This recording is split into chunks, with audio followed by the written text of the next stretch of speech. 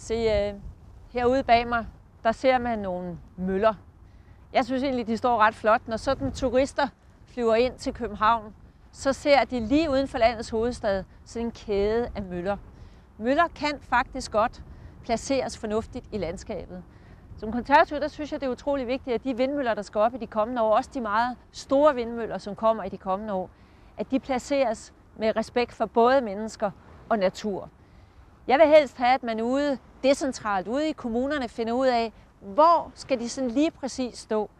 Det synes jeg, vi skal prøve at undgå, kommer som et diktat fra en eller anden styrelse eller fra et eller andet ministerium.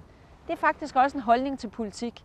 Er det mig som minister, der skal diktere alting, eller tror vi på, at mennesker kan løse problemerne ude, hvor de selv bor? Der er dog ikke tvivl om, at opgaven skal løses.